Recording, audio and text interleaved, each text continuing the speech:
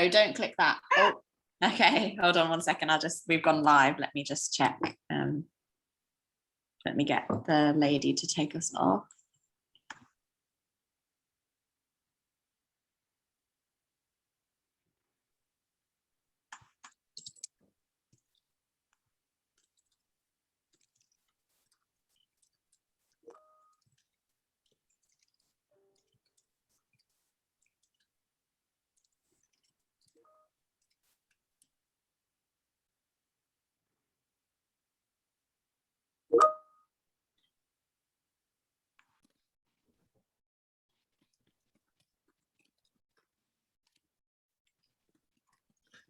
Hello, welcome to today's webinar. We're going to wait about a minute or so for all participants to join us and then get going.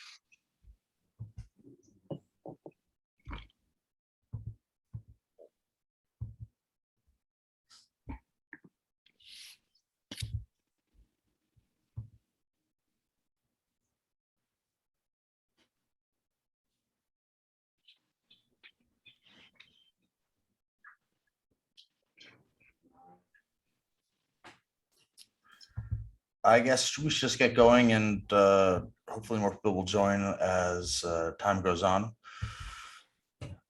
Well, welcome to today's Artificial Intelligence Data Science Trading Conference session. Very honored to moderate with three bright individuals, specifically old buddy of mine, Gordon Ritter, who's one of the smarter minds I've come across in reinforcement learning and applying learning practically. I'm also meeting two people today for the first time, Elif and Susanna. Very excited to have them join us as well. So Susanna Jacob is a quantitative strategist in the multi-asset strategies and solutions group at Voya Investment Management. Susanna is responsible for research and design of systematic strategies within Voya Enhanced Risk Premia portfolio, Portable Alpha, and other quantitative solutions. Prior to joining the firm, Susanna was part of the startup investment team at Quadratic Capital, founded as a multi-asset absolute return global macro strategy. Before joining Quadratic, Susanna worked at BlackRock as a director, where Susanna's responsibilities included systematic trading processes, leveraging high-frequency insights, and contributing to innovative quantitative research.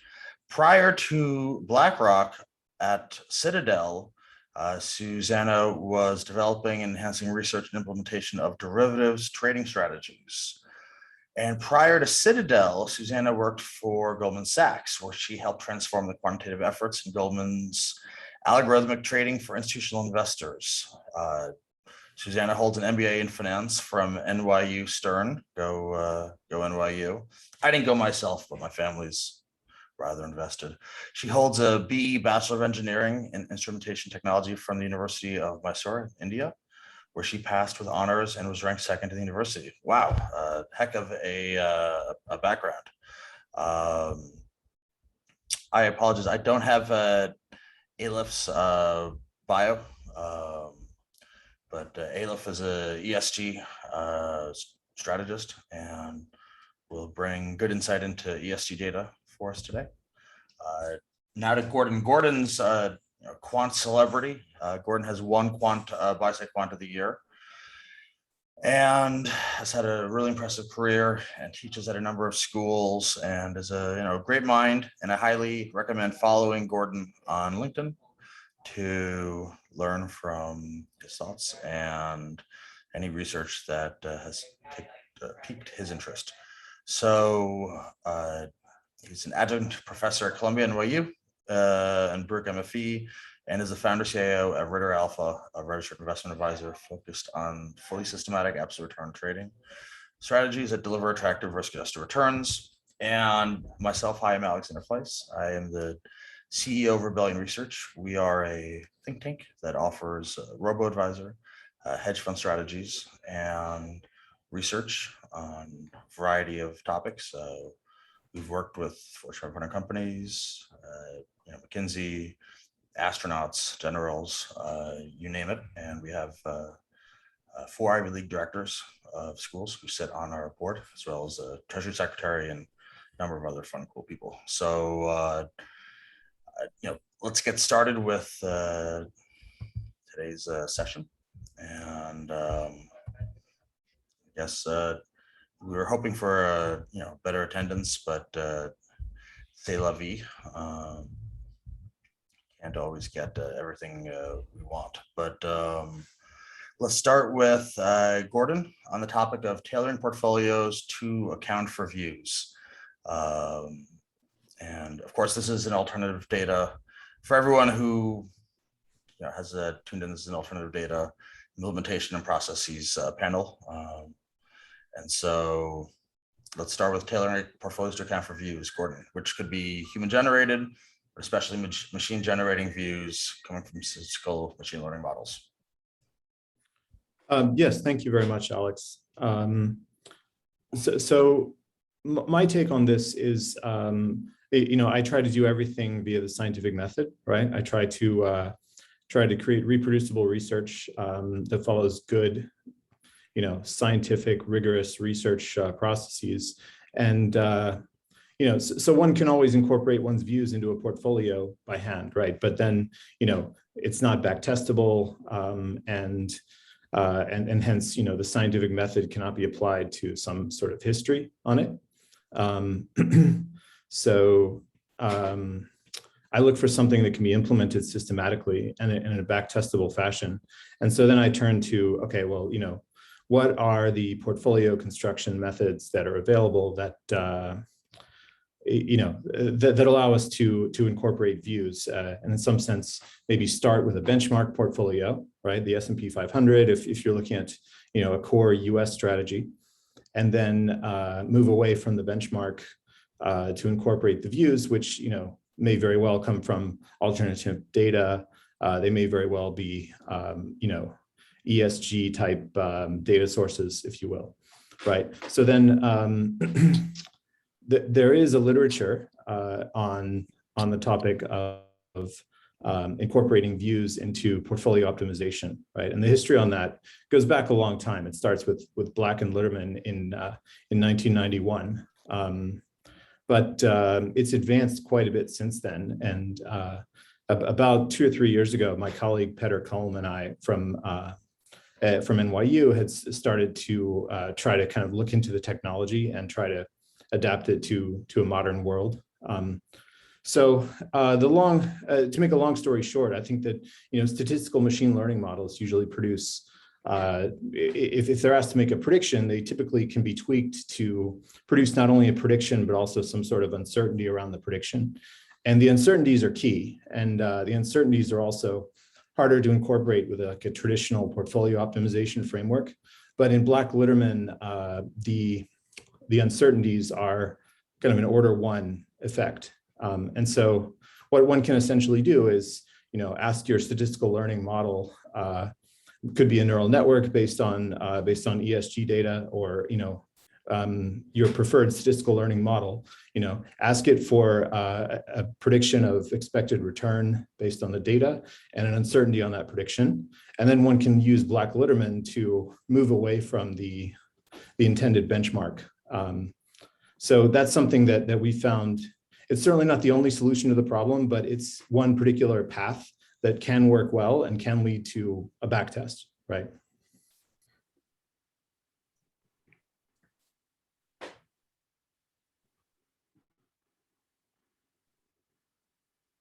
Yep. That's all I have on that topic for now.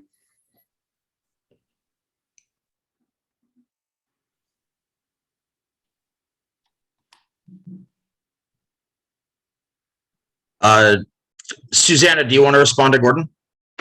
Yes. Thank you, Alex, for the introduction and taking on, adding to what Gordon just said.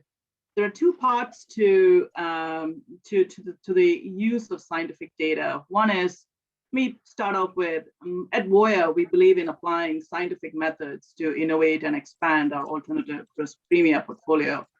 And as Gordon just said, scientific methods have been used throughout the quantitative community in three different ways.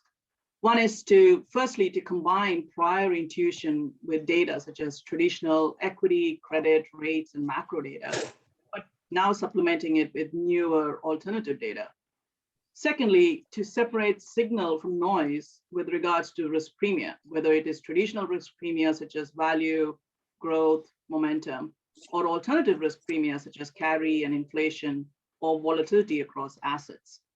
And in a traditional alternative risk premia portfolio, as Gordon said, you normally, the naive approach is to use a risk parity portfolio. That would be a benchmark portfolio.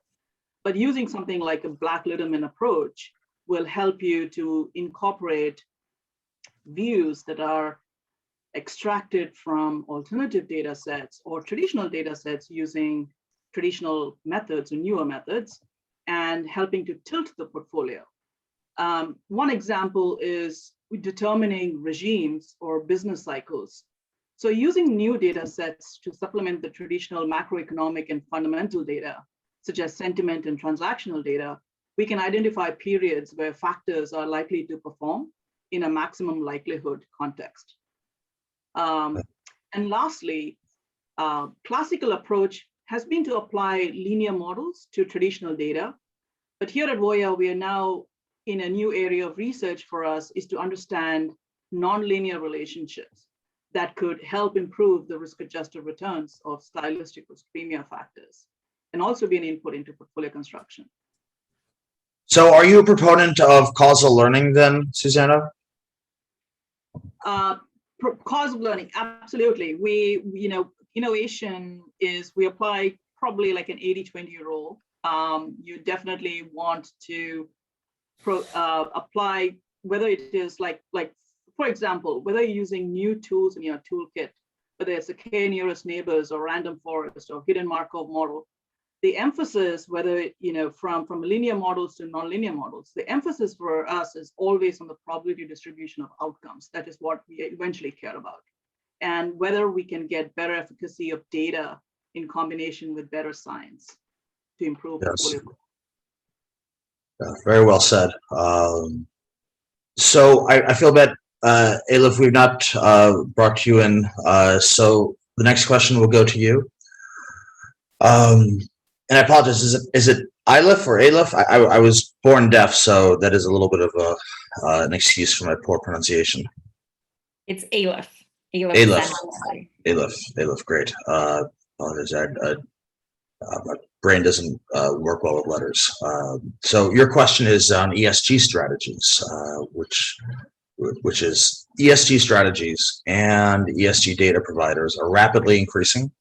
However, ESG data is not standardized. It is inconsistently reported and can be unreliable. It sounds like the data I was used to. And how does Calvert determine which vendors' data sets to utilize in investment decisions? Sure. Thank you for that, Alex. And I can maybe give a little bit of an overview into Calvert, if that's helpful to the Well, audience. it's also you didn't give your bio. I apologize. I didn't have your bio. So if you would like to tell the audience your full bio, that would be lovely. I apologize about not. I should have asked you to do this earlier.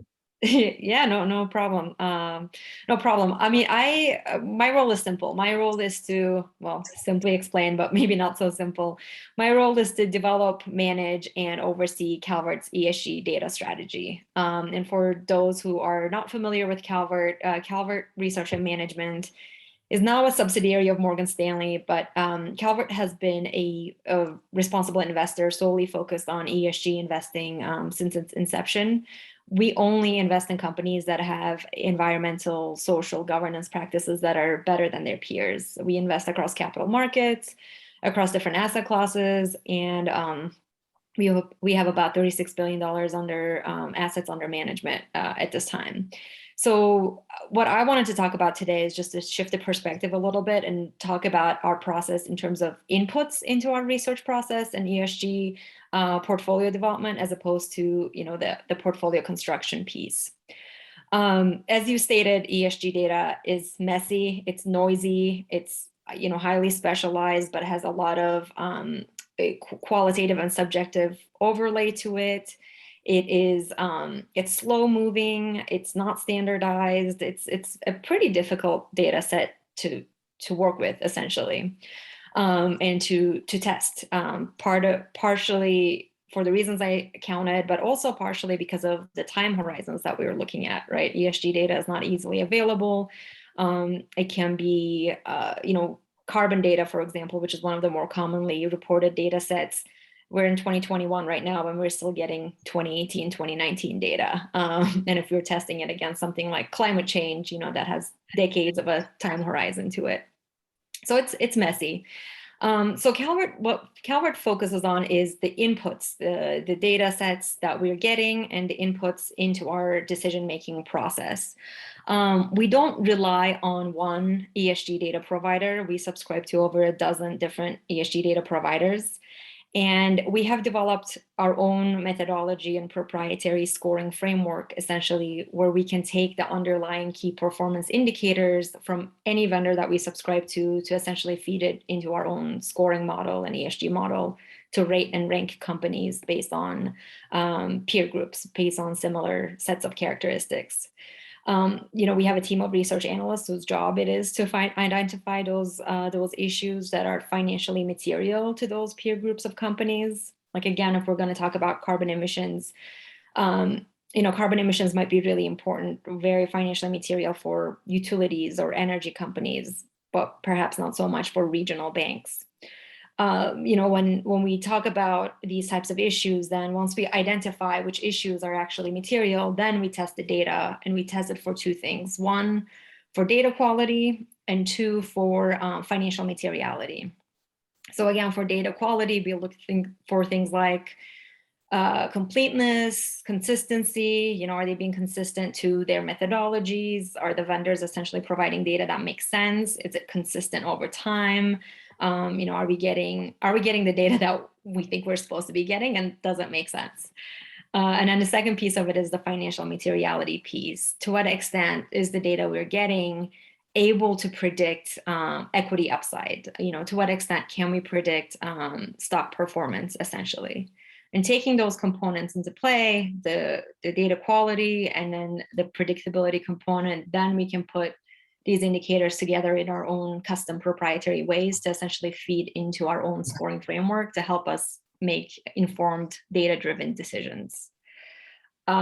Before I end, I also want to add that even then, things are still messy. And so we always have a qualitative human overlay to whatever data scores that we're getting. We have analysts that are essentially looking at the results of this process and seeing, does this make sense? Should this still be a company that we should invest in or not? And are the numbers that we're getting still make sense? Gordon, I was going to say, Gordon, do you want to respond and talk about, do you have an ESG process? What is it? At your fund, have you not? Yeah, sure. I mean, our philosophy on data is try to buy all of it within reason. We're quantitative traders, and we're always looking for new sources of alpha. And sometimes, as I like to say, it's data you create, not data you buy. The data you create could be through a long and expensive data curation process of the type that Elif described a moment ago, right? So yeah, I mean, we do look at lots of alternative data, some of which could be characterized as providing ESG indicators. And one thing I would add too is really, I get the sense that even at some of the more sophisticated quant funds in the world, the ones with the most consistent track records, I think a lot of the battle is actually just sort of doing simple things, but doing them very well, and doing them consistently, and having a code base that might be millions of lines with relatively few bugs, and also bugs could be of the subtle type, right? So in how you treat a timestamp. For example, if you're getting data about carbon emissions from 2019,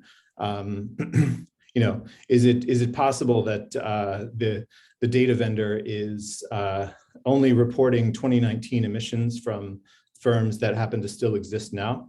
And that would be a problem, right? So we pay a lot of attention to those kinds of issues in the data curation process. If there's any sort of revision being made to a database, we have to timestamp the revision, so we have to know what we knew when we knew it. Susanna, do you want to comment on this? Yeah, absolutely. So in terms of ESG at Voya, that is a new initiative for us. And the first part of using ESG in our processes is because there are existing processes, quantitative processes, sort of incorporating ESG integration methods. And there are specific teams within Voya that are very specialized in each asset class. So for example, in equities, we have a specific team that looks at the bottom-up integration of ESG scores, as Elif detailed, looking at whether ESG makes sense at a top level or there should be more granular ESG scoring that, for example, within each category of ESG, there could be an alpha, not at the aggregate level, but within a specific subset of the ESG category. Maybe there is alpha within companies that have certain policies on labor or hiring policies. So just generally spending the time to extract the alpha from data sets that both Gordon and Elif talked about, sourcing data from existing vendors that provide clean, scrubbed, but syndicated data. And then there is a data that you would want to create using more alternative data sets where you might actually have your own bag of words or an NLP approach to determine what is the ESG taxonomy that you want to create and integrate that into each asset class. Some asset classes are much more receptive to ESG, such as commodities. You could play it more along the thematic lines, clean energy versus fossil fuel energy, and so on.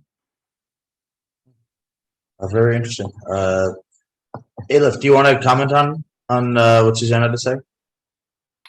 No, I mean, I agree. It makes sense. I was interested in when she brought up other alternative data as well, right? When we talk about ESG data, it's not just, vendor provided ESG ratings. It's what about NLP and ESG? I mean, is that an alternative data? One thing I found with a lot of my students is that there's so much alpha in natural language processing just on simple positive, negative sentiment from the 10 Qs. So when it comes to ESG, I would assume that this is something that's there's a lot of opportunities there. Can you discuss the AI and NLP opportunities in ESG? Yeah. This is a rapidly growing field. I don't know that I'm completely on top of everything that's going on the NLP field, but what I am noticing is that we're essentially seeing more and more vendors that are out there that are providing this type of data. Not only what you just mentioned in terms of in terms of, scanning through 10Ks, the annual reports, etc., but also looking at other sources as well. So one of the issues with ESG data traditionally has been that it is company reported data. So there is a bias or a selection there, and then it's reported by third-party ESG vendors, essentially combing through that self-reported data. What we're seeing now with this new technology with AI and NLP is that it is much easier for data providers to scan through documents that are not provided by companies. So things like news sources, NGO reports, other social media, other resources that are out there, regulators, government documents, you name it. They can scan through these thousands of documents, if not millions, and then essentially understand the sentiments behind each one of them to essentially score companies based on the information that is out there related to the companies, not just what the companies themselves report. Interesting stuff. So let's jump over to Susanna and give you the next question, which is, I guess, data versus methods in building better alternative risk premia portfolios. Do you want to discuss that from a general point of view and take it wherever you want, Susanna? Yes, absolutely. In terms of data versus methods, and I think that's always going to be a question that's going to be debated within the academic community and within the investment community, is whether you want to apply whether traditional models would work on new data, or you could apply new methods on traditional data. For example, one of the aspects of scientific methods that we like to think about is looking at scientific methods that can extract patterns and relevant features from data sets. New methods generally provide a greater degree of freedom from removing the biases in feature selection and letting cross-validation of statistically significant features to be performed. While applying classical approach, traditional linear models and traditional data, in terms of risk premia and alternative risk premia, one aspect is using risk premia which might have a nonlinear data. A simple example is you have a call overriding strategy, or you're harvesting the volatility risk premia, which has certain nonlinear return profiles. How do you actually, what is the best form of determining how to improve your risk-adjusted performance? Because at the end of the day, for our clients, we are looking to generate the best risk-adjusted performance in our investment portfolios and investment decision-making process. And whether it is using traditional methods with new data or new methods on old data, ultimately the objective is to figure out a high signal to noise ratio, efficacy of factors, or integrating it into our portfolio construction process. Awesome. Gordon, do you want to respond to Susanna? Yeah, I mean, I think the things that she's highlighting are exactly the right things to be focused on. I would say that once you start focusing on those things, the problem at hand quickly becomes a problem of avoiding overfitting, right? It becomes which is, there are a lot of standard techniques in the wheelhouse of statistical machine learning to avoid overfitting. But it's important to realize that in finance, the signal to noise ratios are quite low. So for instance, if you think about it this way, we all know that if you have even a correlation of, let's say 0.1 or 0.15 to the return you're trying to predict, then you're doing really well, and your strategy will probably do really well. Having 15% correlation to an out of sample return is really good, right? But 10% correlation computes to a 1% R squared, right? So we're looking at, we live in a world of 1% R squareds, which means And let's say that you're way better than us and your R squared's, 2.5%. Okay, then you're great and I'm going to come work for you. But it's still a world of, low R squareds, right? So most of the data, when you start fitting these models to returns, is going to be noise. And most feature extraction methods, if you give them a data set, they'll find a feature. So I think there's a real need in the industry for, for people who have this skill set of avoiding overfitting and only finding features that are truly relevant in the future, if you will. Yeah, I've never had a student give me a low R squared back test. So funnily enough, but we'll go back to Susanna with the next question on evaluating data. Alex, if I can just respond to Gordon. Oh, please do, Susanna. Yeah. Add to Gordon's comments. Actually, that's a very, very good point. When it comes to portfolio construction, one of the key metrics you're always looking for is diversification.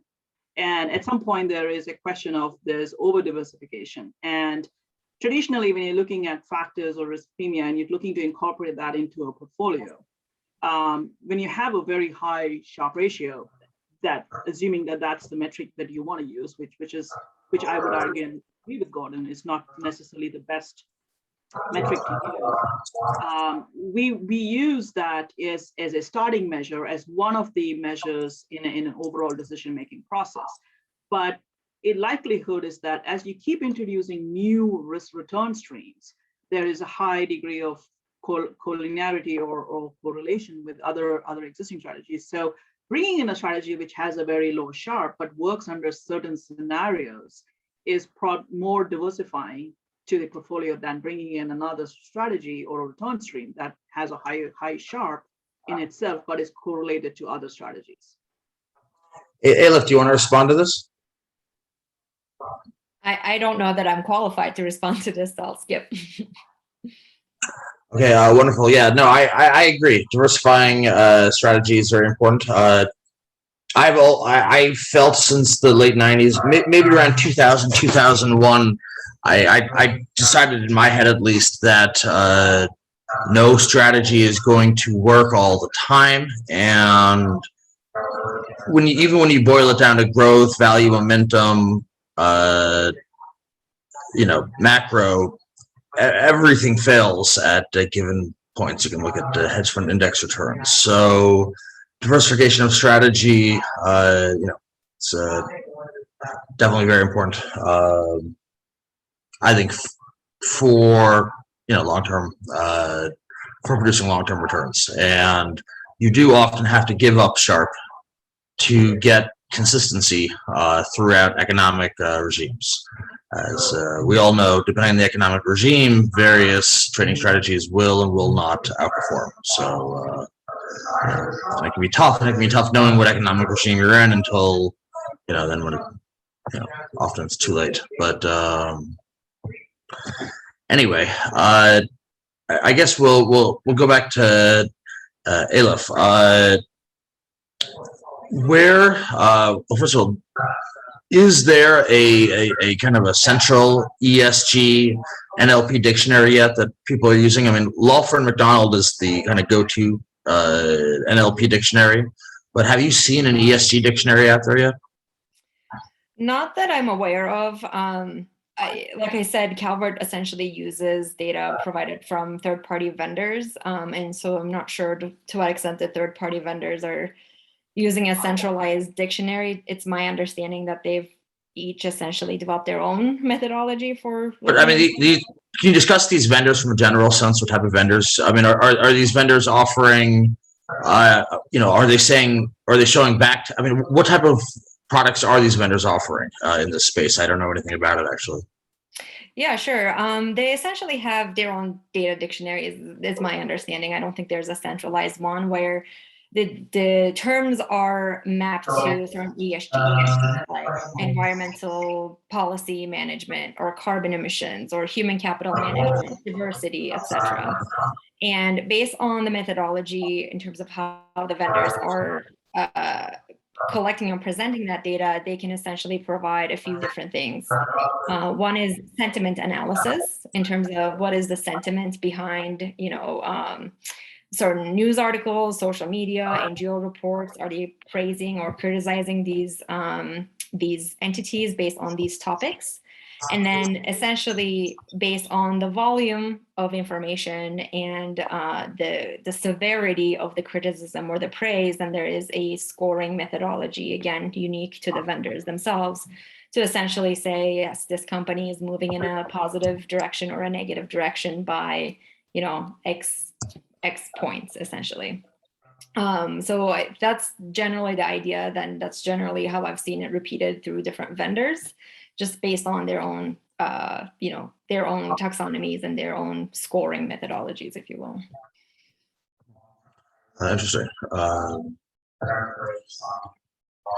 So let's go back to Susanna and ask her about evaluating data sets. So for alternative, risk premia, signal, portfolio construction, risk management, and hedging. Susanna, is that okay if you take it away? Sure. In terms of evaluating data sets for alternative risk premia, because we're looking at it in the context of a cross-asset portfolio and cross-asset risk premia, most of the data is either top-down or bottom-up, right? So in a top-down context, the data would be supplementing traditional macroeconomic and economic data with data that uses, and this is something that we're in the process of evaluating and actively looking at evaluation of data sets, is looking at different vendors that provide us the ability to either consume a sentiment score that they generate, but in effect, using a sentiment score that is generated by a provider is something that you're buying into their algorithm of how that composite score or an event score is generated. What you would want, you can go one step further, is you can essentially specify, and there are some vendors are a little bit better than other vendors where you have more flexibility into real-time data, every record of every data that occurred during the course of the day, or you can roll it up by day. But you can also specify certain keywords and say, okay, I want to look at the score. You buy into the algorithm for generation of the sentiment score. It could be a log likelihood. It's a probability score, or it is an actual standardized score that is between -3 and +3. But once you get that score, you could say, well, I want to use it on a specific catchphrase or a certain phrase. Let's say, for example, I want to know if there is a higher degree of sentiment degradation, consumer sentiment or degradation that might be a leading indicator into a risk-off period. So hence, I could start from a top-down and say, look for keywords which has applicable to markets and in a bag of words. And then the second one is to go from the bottom up, that is looking at single stock by single stock. So certain sectors might be much more leading indicators of certain regime shifts. For example, you're looking at Dollar Tree. I'm just giving an example here. So this is this company, Dollar Tree, which generally has a higher durability of returns or revenue stream during periods of recession. And if the spending in Dollar Tree, the revenue in Dollar Tree happens to go up, is that a gauge of certain consumer behavior or a leading indicator into a certain period? And so using all of these different aggregate indicators from the top down and bottom up would be something that we would want to look into from a risk premium standpoint. Gordon, do you want to respond to Susanna? Yeah, or to just continuing along that thread, right? There's the question of, do you trust a vendor sentiment score? Do you buy into their technology? Do you try to generate your own? And there are pitfalls both ways, right? So, and we've definitely gone down the road of the generate your own road, which we try to do when we can. But the world of AI, and this is probably a much broader question than we can even really treat at this panel, but mean, the world of AI seems to have gone in the direction, right, where the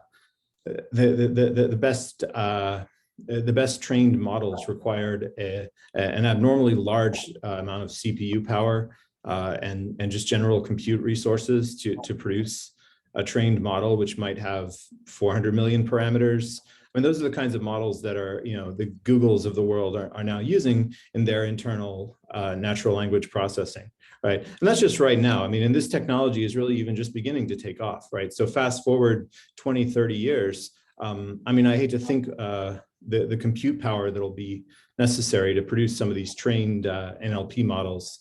So it's clear that probably only a few places in the world will be able to produce the most highly trained models. And so then that sort of leaves the rest of us with, do you use an inferior model? Do you somehow try to gain access to the highly trained model produced by Google? I mean, that's the kind of issue you're going to face when you start down the path of, roll your own NLP scores on anything. Yeah, no, definitely. I think there's definitely value to building your own, and at the same time, kind of picking through other people's. I guess most fund managers, I mean, do they have the time to build their own? I think of my older brother Peter, runs about a $500 million hedge fund, and maybe he's got 10 employees, but does he have the time to really examine ESG data? Whereas he wants to be ESG compliant, and so it's for so many situations like that, there is going to be a kind of a trend of providers. But I'm actually going to, and I've spoken with some of you about this, I'll be working on a kind of a universal dictionary that'll be available online for natural language processing and ESG. I think that'll be useful for academics, colleagues, whatnot, and I just kind of have an academic pursuit.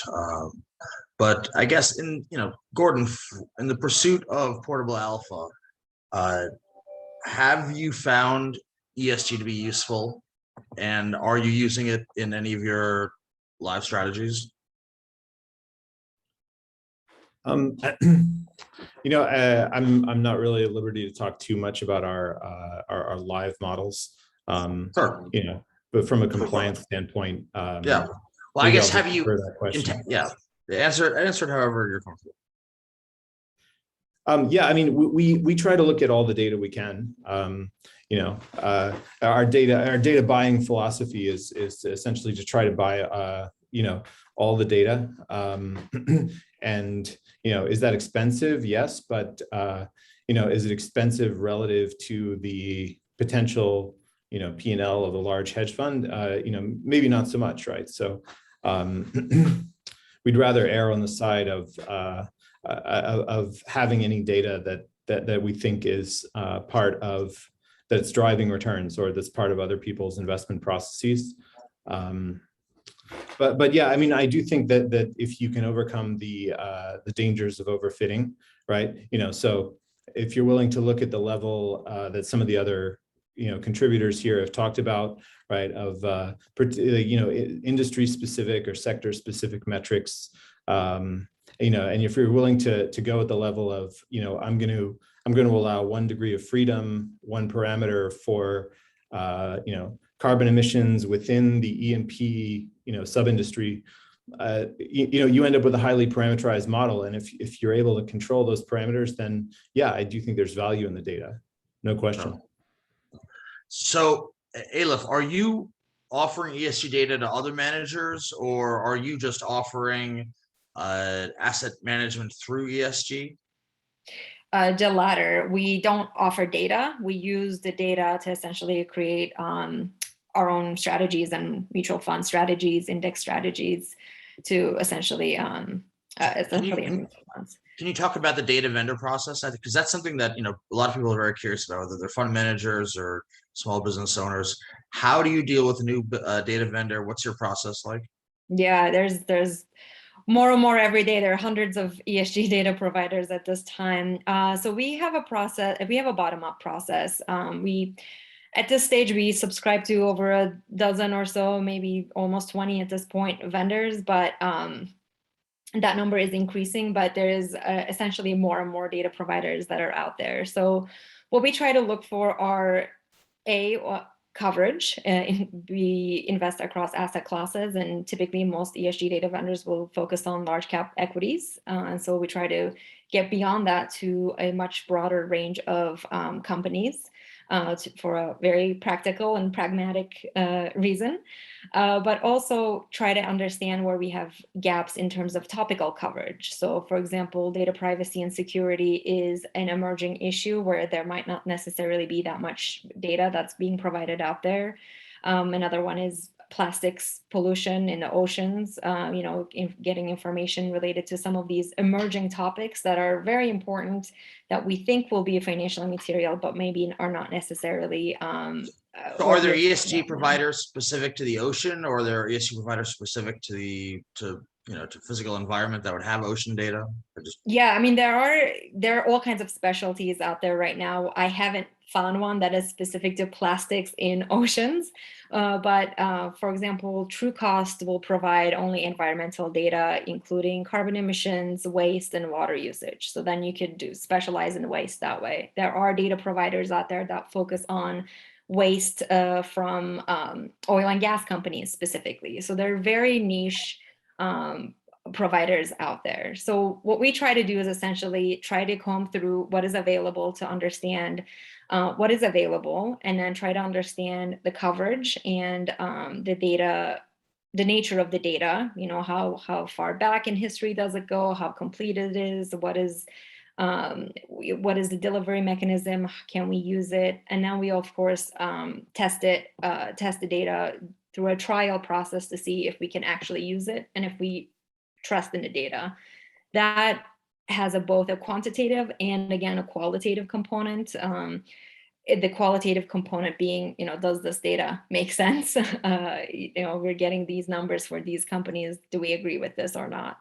And then based on that process, then we determine whether or not we want to move forward with a vendor or not. Susanna, would you like to talk about your data vendor process at Voya? Or if you want to talk about Citadel, BlackRock, and Goldman as well, we'd love to hear, obviously, about any of them. Sure. I would predicate it by saying this is a new area for us, and ESG is something that we are working on. But I would say it would something that probably will have something by sometime. It's an area of research. So to the extent that I can respond to that, Alex is more from a research standpoint and purely my opinions about as we go through the research process. So I think to add to the discussion, as Elif just said, a lot of ultimately the one additional point that I'd like to make is whether it's a model that you're training, it's a Bayesian model that you're training, or it is a regime indicator that you're looking at, or you're looking at what is going to be the next 1 month return in the S&P. It ultimately boils down to what is it that you're trying to forecast? What is your holding period? What is your forecasting period? If you're looking to train a model that has a very long-term horizon, a 12-month horizon, you would want to use certain data and features and data sets that would give you reliable, without getting into overfitting of these models, having models that are resilient to shocks and to exogenous events that will prevent that surprises once you actually deploy the model.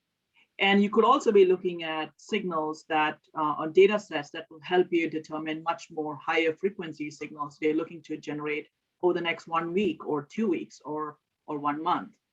So that would be one aspect. Is data sets need to fit into your investment objectives, so your return objectives. You're trying to predict a data that's very long-term versus a data set that will help you determine short-term signals.